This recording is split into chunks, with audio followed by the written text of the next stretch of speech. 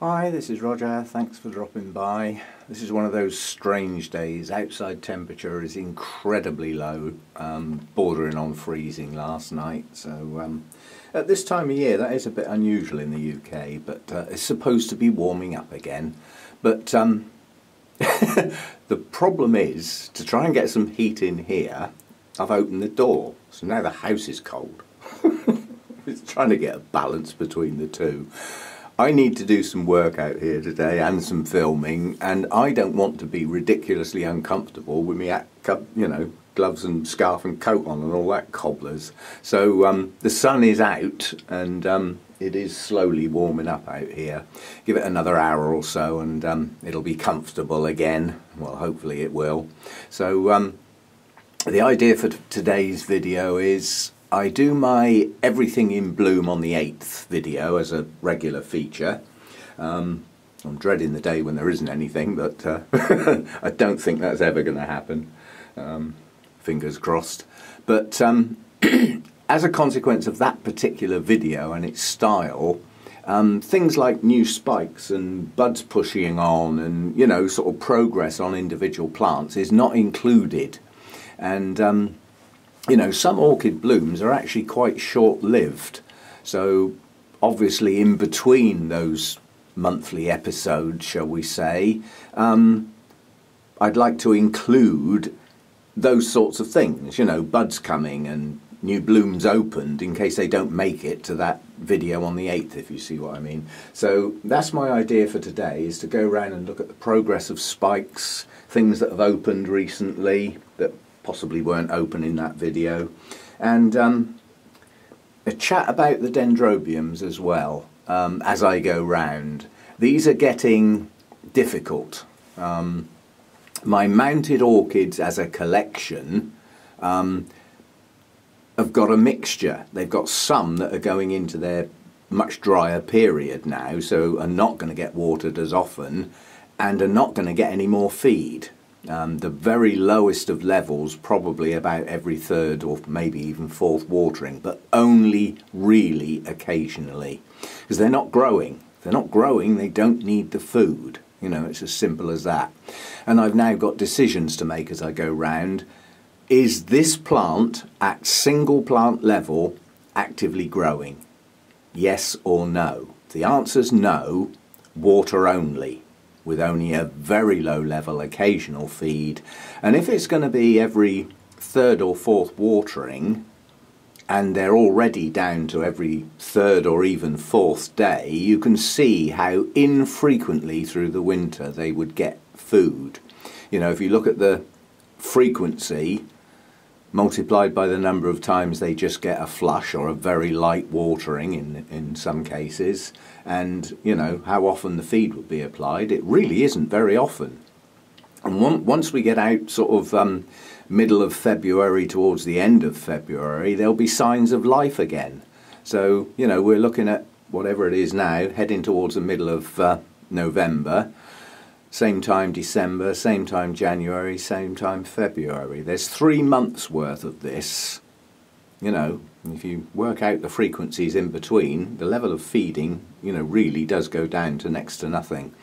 But amongst my mounted orchids are ones actively growing, things like my Talumnias. I've got Oncidiums that are mounted. They're growing. One of my Oncidiums is actually coming into bloom. So, I've got to do different things now, which makes it more complicated. It's a matter of getting some clean water with no feed in and going round those. Firstly, do they need any water at all? And if they do, give them some. If they don't, miss them out, leave them till the next time, that sort of thing. And then when I've done those, add a little bit of feed in and go back round the mounts that are actively growing or coming into bloom, because they'll need some feed, albeit at lower levels because everything's slowing down. So that's today, and as I say, it'll be filmed in bits and bobs, put together when I've finished, and posted later today. So that's what I'll be up to. So well, let's get on with it then.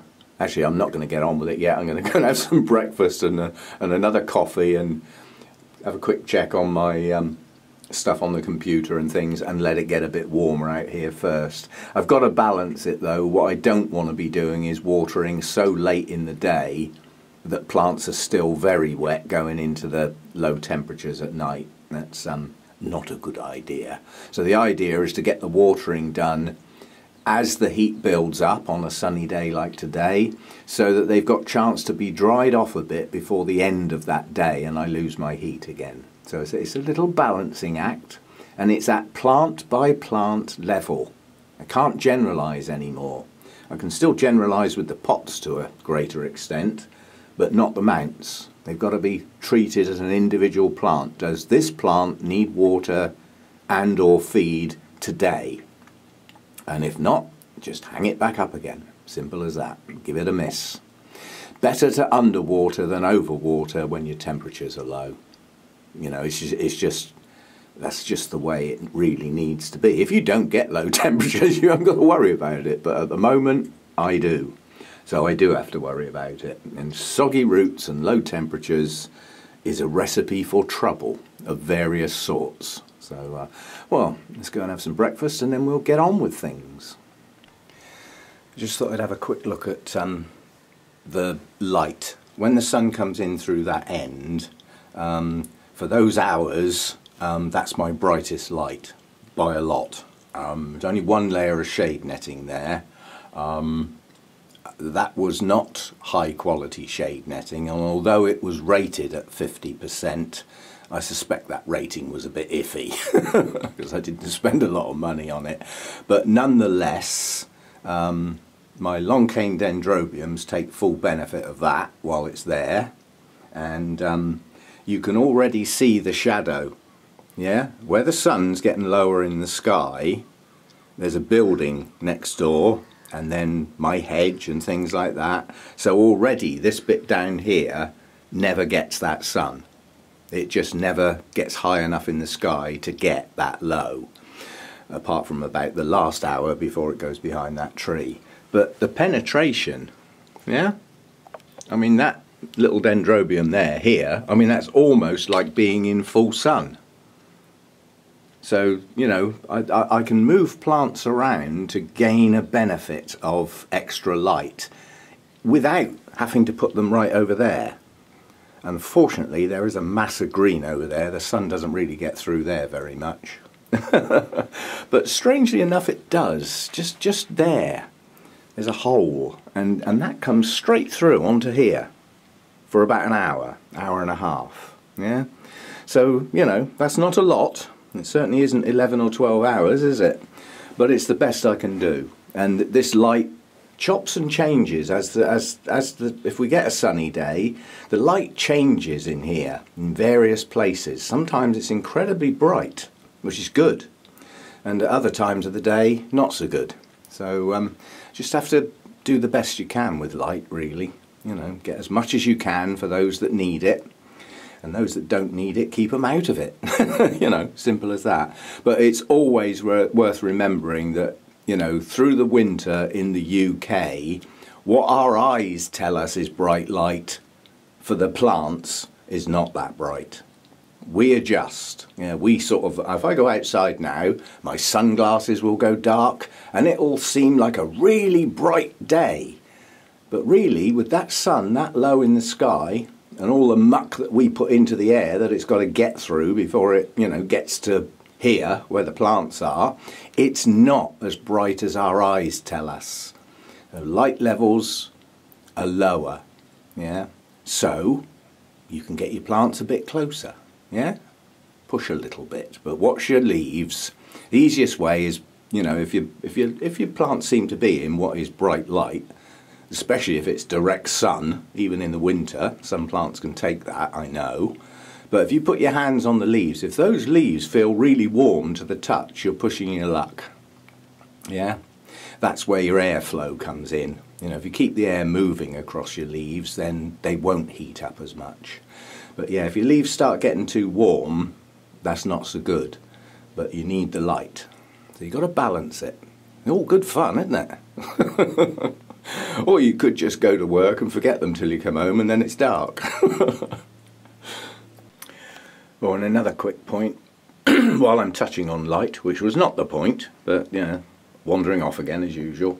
If your light is what I call single directional window light, it comes in through the window, it doesn't come up in from round the sides or up above or anything like that, single direction light, and you've got a group of plants that all need good light, well, it might seem obvious, but not necessarily.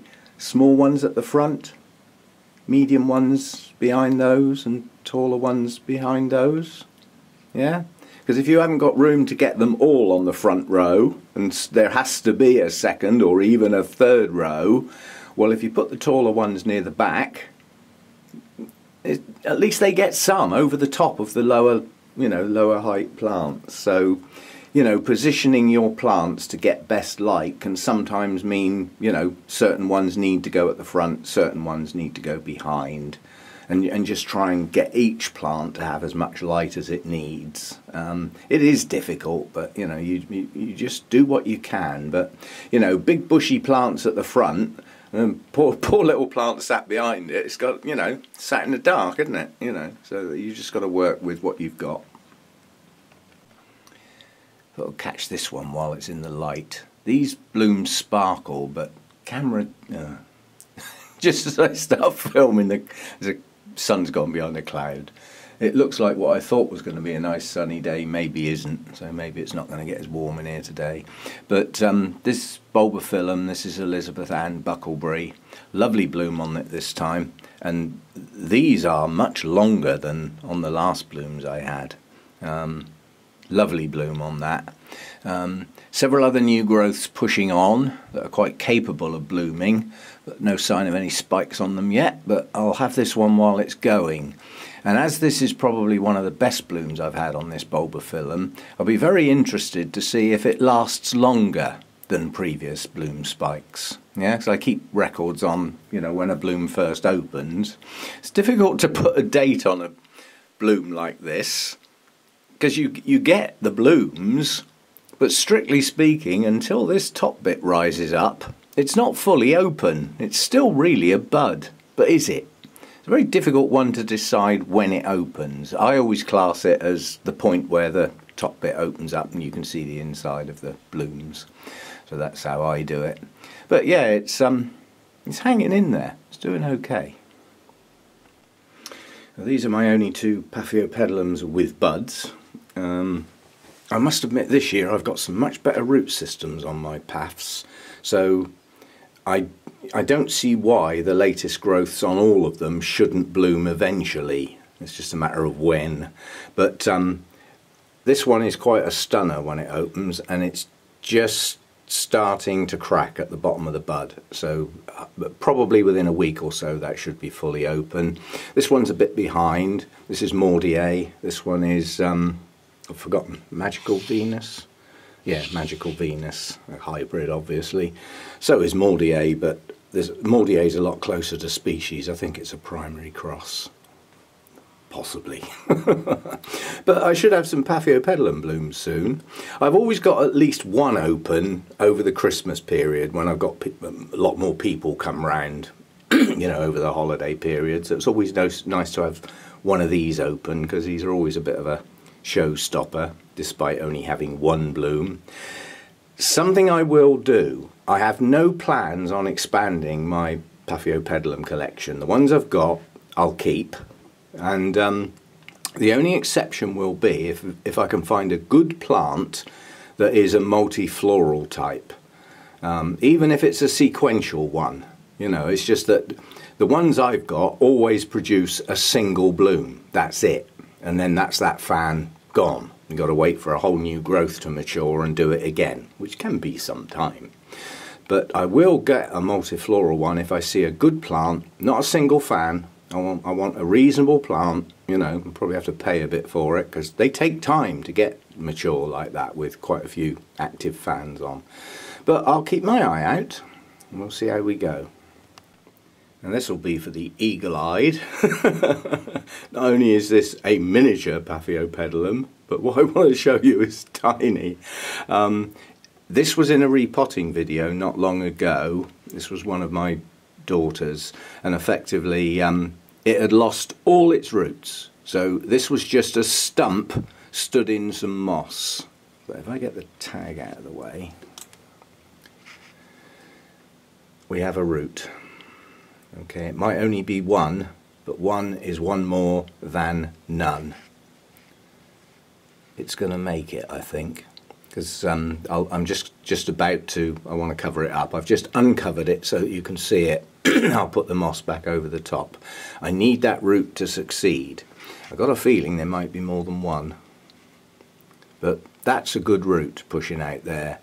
So it looks like the plant can now make it. It only needs one to start with. It's a very, very small plant. It doesn't need a huge root system to support it. It just needs some roots. And at least it's making a start. So I think we may have a recovery. And I must admit that's against all odds, because I expected that to die.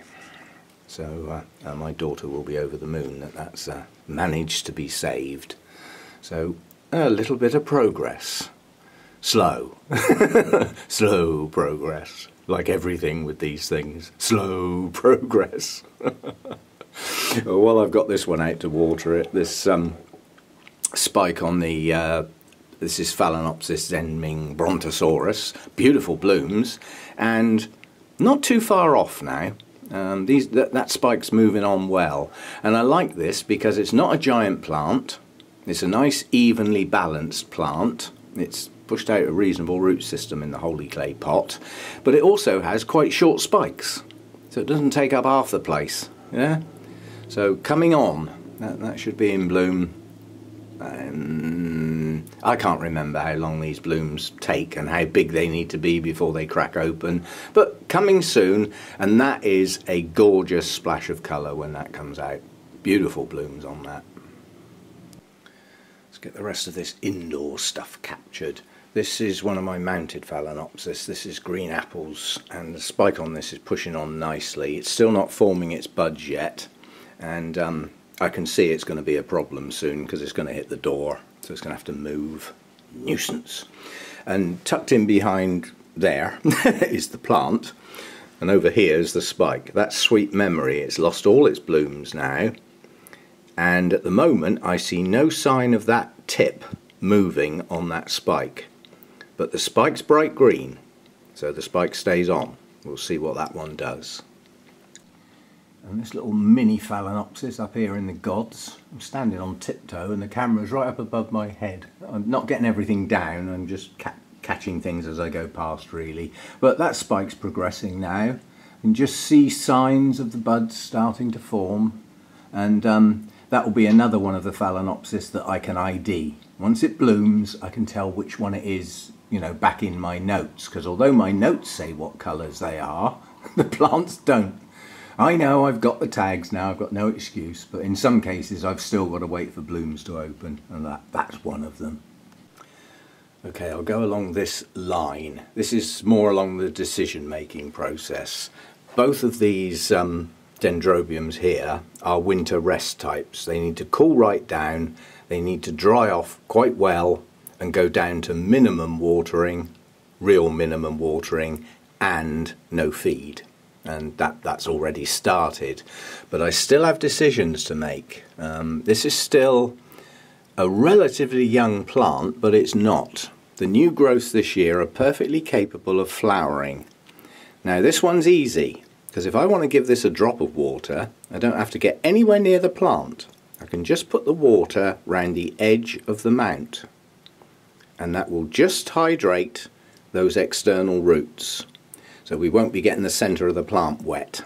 That may happen about once a month, where I actually pour water and, you know, give the plant a reasonable watering. But from now on, that just gets those edge roots hydrated to stop those nice big fat new growths shriveling up too much and taking all the energy out of the plant. So that's no feed, yeah, just watering from now on. This one's not so easy because this is a much more mature plant. This is Jenkinsii. That one was Jenkinsii crossed with aggregatum. But this is Jenkinsii the species. And this has pushed out a lot of new growths in all directions apart from that side. So all up the top, all out that side, and all down the bottom.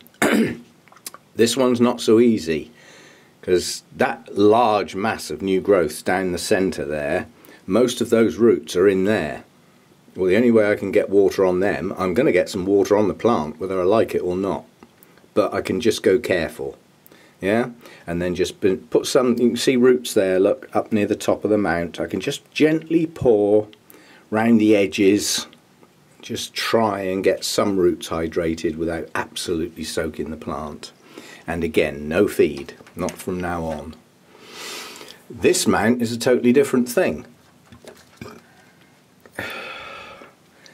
This it just doesn't want to dry for any length of time, otherwise these roots are going to shrivel. But its latest growth is now mature, and there are no signs of more new growths. So that's stopped growing for this year. And until there's a sign of a new growth, it doesn't need loads of feed and water. It just needs to be hydrated. That's all it needs. So although it will get a bit of feed now and again, it certainly won't get much because it won't use it. But it'll get water every other watering run, in fact every watering run, just on those external aerial roots, because otherwise they will dehydrate and go brown and shrivel up. Yeah, and that quite honestly would do much better in a pot, but not now. What else we got? That's a Cattleya that gets watered with the other Cattleyas. Quite honestly, well, I think apart from that one and one other, all my Cattleyas are in holy clay pots, my Cattleya types, but that's on a mount. Now obviously that's going to dry a lot faster than the holy clay pots, because at least that's got some media in it and a clay pot that gets wet. So this one still needs some water and some feed. It's got new growths. Yeah, it is pushing up new growths. Well, if it's growing, it needs a bit of food. So that's that one. This one I need to go and look up. This is Lodigesiae. And it's a new plant, so this is its first winter with me. It has many aerial roots and some roots in the moss. So if this one is a winter resting type, as I said, I need to go and look it up, so I'm not saying yet. I will go and look it up and then make the decision. But I have the ability again to just wet the edge of the mount where the bare roots are, and only just get that moss slightly damp if I have to. So I have the ability to rest that without it totally dehydrating.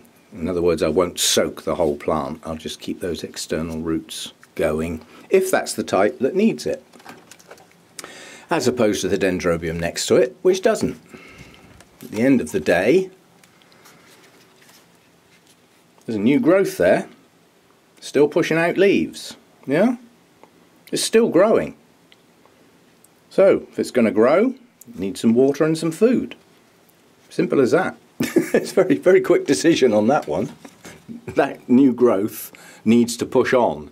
And I highly suspect that one's going to bloom, and that one should as well. But a while down the line, this is Fleckery, Australian type. So probably, no, it's not close to Kingianums, but it's an Australian type anyway, so more geared up to their climates. And this one seems to mature its new growth and then wait. And it can wait quite a while, then it pushes up a bloom. So it doesn't mature and then bloom straight away, it has this pause. So the bloom on this one could be quite a way off. And then the last three along here are all Orangus. That's recovering. I lost the plant. Luckily it had a tiny little growth at the base of the plant, which is now slowly but surely starting to get going. It's actually pushing out some new roots as well. So it's going to make it, and I still don't know why I lost the actual main plant. It just went in a couple of days as well. It didn't take long. And I nearly threw it away, and then I saw this little speck of green coming out near the base, and I thought, oh well, give it a chance. And this Orangus obviously is growing. I mean, it's simple decisions really. There's new leaves coming out the top. Well, it's growing then, isn't it? Simple. And I mean, that's without looking it up, it's either from mainland Africa or from Madagascar. There's no true winter in those sort of climates, so continuous grower. And the other little one on the end here, that's producing 2 spikes at the moment, and a nice new root there. Oh, that's pushing on. And yeah, new roots in places. Sign of a new leaf there. Sign of a new leaf on the side plant. And 2 spikes. Well, it'd be silly to dry that off and not water and feed it. These decisions are quite simple. So that's that row. I'll do the let's do this one first, because this one's not getting watered today. This is the Tarantula, the hairy monster. Dendrobium senile. And quite honestly, this is growing well at the moment. It's a true winter rest type, but sorry buddy, not this year. I'm going to continue watering and a bit of feed with this one for this winter. It's new on its mount, its roots are new, and it's still actively growing. It's still producing new growths. I'll stall those. If I try and dry that off this winter, I'll stall my new growths. So, decision on that one, keep it going. Just literally blow it. You're not going to get a rest. I mean, there's new growth just starting at the base there. You know, that's quite a new growth at the top right. Yeah, and several over here too. That big one in the middle has finished growing. You see the terminal leaf? They're quite obvious, yeah? It's not going to grow anymore, but it will fatten up. Well, not if it gets dehydrated, it won't. So we keep that one going. Minimal feed, but some, and don't let it totally dry out like I would for a winter rest. And then next winter, or next autumn, we'll have a think again. We'll see how it grows, see what it looks like towards the end of next year, and maybe risk a rest for it then. But it's coming on nicely. I'm pleased with its progress this year. Doing well.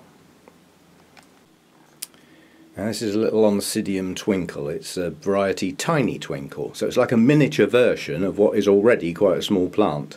But it's pushing up 3 spikes, you know, and it's still growing. It's still pushing out roots. It'd be silly to start drying that off. And it's an Oncidium. You know, they don't even have an annual cycle. The bulbs tend to mature about every 9 months, maybe 10 months, and then as they mature, they spike. So, you know, although it's on a mount, it gets treated like a pot, you know. So that gets watered and fed. It's got to support and push out those buds. Come on, get on with it, Mr. Slow.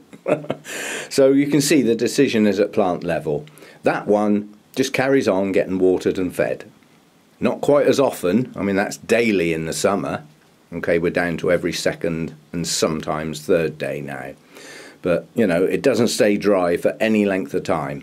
If it did, those external roots would start to shrivel. It's got to keep going. So you just keep at that one. Now, I know this isn't a mount, and I've been sidetracked on doing a mount type video, but one of the objectives was to have a look at progress on plants. This is Dendrobium Reginae, and I wasn't expecting this to bloom, but I think it might. Got a nice nubbin on that cane there, but it's this cane here. I don't see a huge amount of swelling on those nubbins up that cane. But that's the one I'm watching, the one at the top, because that just isn't going to be a kiki, not in that position on the cane, because this has produced the odd kiki or two over the growing season. But I think that might bloom, and if it does, I'll be over the moon. This has recently opened. This made it to the Everything in Bloom vid, I believe, Dendrobium rhodostictum. Again, very small. And what I thought was a very young plant. I really didn't expect that to bloom. But it bloomed on this cane, single bloom, and now it's bloomed on the latest one that's matured. And 2 this time. It did have a 3rd bud, but that decided it didn't want to stay in our world. So blasted nuisance. This one over here is starting to go, and that's a shame, but that's only been in bloom about 3 months, so, you know. Short-lived. But there's another 2 canes maturing on that one. That is Tokunaga White Knight. And I do love these blooms. I love all the Latoria blooms. Just, I like the shape, I like the colours, and yeah, I mean that's been a very successful blooming off that cane. And hopefully the 2 canes that are maturing now should follow on behind, as they do. Now, these 2 plants have become an exception, although they are Vandaisha-like. My Vandas now, unless we get 2 consecutive days with heat in here, get dunked in the bucket every other day. What bucket, I hear you ask? It's outside having its water changed, so the Vandas were done yesterday. They can miss today, but this one I like to water every day. It's supporting a spike, or one of the plants are, and the other plants actually started to grow some new roots, so I want to keep this one hydrated. It's a fast wet dry jobby, and it never did very well in its plastic baskets with bark. The roots just didn't seem to grow, and since I took them out and put them in this basket, they are growing. So I think that solved the problem with these 2. And the other problem was I always assumed they were relatively low light ones. Duh. So this is up in the roof now, gets the best light I can give it. And we have a spike. First time bloom. They're pushing on because it's the first time. I don't know how big those buds need to get before they start opening. I might have to put a support on this one. I'm not sure, because obviously it's touching the wooden basket, whereas if I could put a little support strap round it and perhaps tie it higher up where the hook is or something, I could lift it away from the wooden thing. It's flexible enough to take that. I may have to do that. It depends whether it keeps extending. If it extends over the edge of the basket, that will be absolutely wonderful, because then it will be a nice pendulous spike. But as it's a first time bloomer, I don't know what it's going to do. I don't know whether it will stay that long, get longer, open where it is, or whatever. We'll have to wait and see. But the buds are developing nicely. Interesting to see what they're like.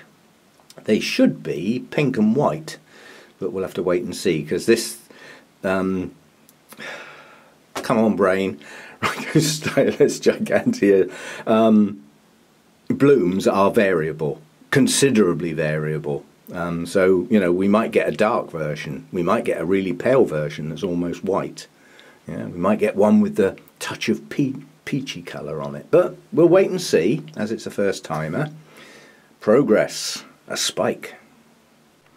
The holy clay pots aren't getting watered today, so they're not coming down, but I get asked a lot about the 2 rescue Cattleyas, the 2 that were just sort of bare on the shelf for ages and ages. So although I'm not going to get them down, I should be able to wiggle the camera in there.